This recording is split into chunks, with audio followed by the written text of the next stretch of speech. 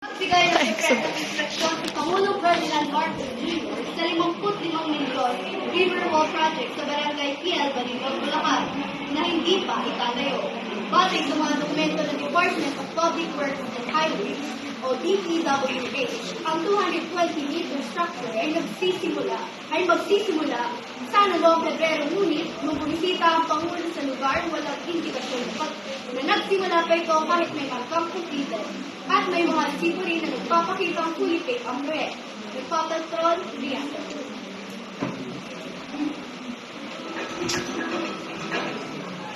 Manila, Philippines. Bumuo ang social media sa Pilipinas itong nakaraang linggo sa sama-samang pananalasa at panawagan sa mga tinaguriang Nico Baby sa mga politiko at pribadong kontratista na nagpapamalas sa kanilang magamit pag-umunay habang ang mga ulan ng mga proyektong pagkontrol sa baka na may bakit na katiwalaan ay tumayo sa bansa. Ang Nico Baby training ay sumunod sa direktiba ni Pangulong Ferdinand Marcos Jr.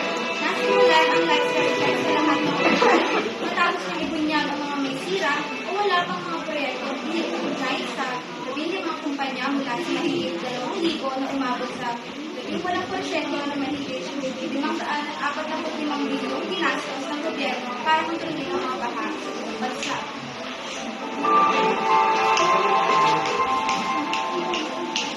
May magandang balita at may kaakibat din hamon sa ating Manila ngayong linggo.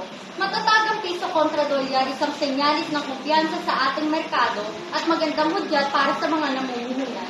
Pero sa kabila nito, nananatiling mabigat sa bulsa ang mataas na presyo ng langis na ramdam natin sa pamasahe at presyo ng pangkain pinili.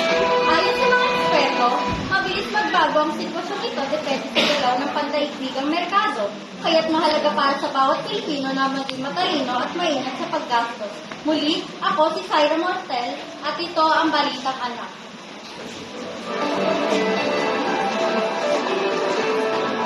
Ngayon ay dumako naman tayo sa Balitang Edukasyon. Noong nakaraang linggo, inanunsyo ng Secretary Sara Duterte Carpio ng Department of Education ang paglulunsad ng isang bagong programa na tinatawag na Kolehiyo para sa Lahat. Layunin ng programang ito na mabigyan ng libreng kolehiyo ang mga estudyanteng Pilipino na may mataas na marka ngunit kulang sa pinansyal na suporta. Ayon kay Secretary Duterte Carpio, ang edukasyon ay karapatan ng bawat Pilipino at hindi dapat maging hadlang ang kulangan sa pera upang makamit ang pangarap. Sa ilalim ng programang ito, inaasahang makatanggap ng full scholarship ang mga estudyante mula sa mga pampublikong universidad at kolehiyo sa buong bansa. Kasama rito, ang mga libreng libro, allowance at iba pang pangangailangan upang matulungan silang magtagumpay sa kanilang pag-aaral.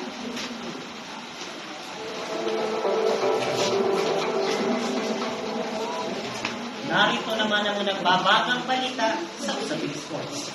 Muling pinatunayan ng ating kababayan na si DJ Obiel ang pambato ng Pilipinas sa polo na ang husay at galing ng Pinoy ay may papakita sa buong mundo. Kumakailan lamang nakuha ni Obrena ang lingkong medalya sa Asian Athletic Championship kung saan nakamit niya ang kanyang ikatlong sunod na kampionato o triple champion. Isang napakalaking tagumpay hindi lamang para sa kanya, kundi para sa buong bansa. Sa kanyang tagumpay, ipinakita ng Obrena ang kahalagahan ng determinasyon, sakripisyo, at pagmamahal sa bayan. Siya ay nagsisilbing inspirasyon sa mga kabataang Pilipino na abutin ang kanilang mga pangarap gaano man ito katapos. Tulad ng baras ng kanyang nilalampasan sa bawat tayo. Muli, ako si Angela Nicole C. Chavez. At ako naman si Ryan Talavera, nag-uulat para sa inyo.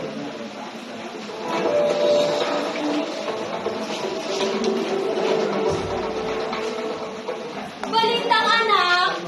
Mabilis na tsikahan tayo para updated sa showbiz happenings.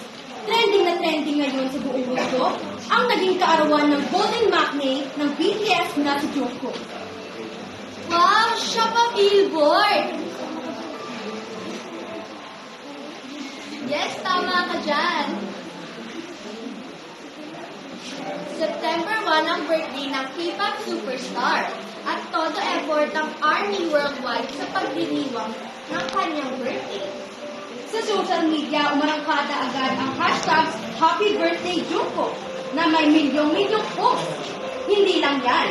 May pa-billboard pa sa New York, Seoul, at pati na rin dito sa Pilipinas. Wow! Siya pa-billboard! At syempre, bongga rin ang mga fan projects, may mga online concerts, art exhibits, at donation drives bilang special gift kay Joko. Grabe talagang all out ang pagmamahal ng fans. Kaya mula rito sa Balitang Anak, Happy Birthday, Joko! Pero teka, mula sa kilig at saya, lipat naman tayo sa kaba at sinta. Sa araw na ito ay ipapalabas na sa Philippine Cinema ang pinaka-inaabangan ng horror fans na Conjuring the Last Ride. Tama! Yan ang latest installment ng Conjuring Universe na handang-handa ng takutin ang mga horror fans. Kaya, kung gusto mo makabawi sa sweet overload ng birthday celebration ng K-pop superstar na si Jungkook, tara na at mag-watch ng The Conjuring The Last Ride. Ikaw, papanoorin mo ba yan? Ayoko!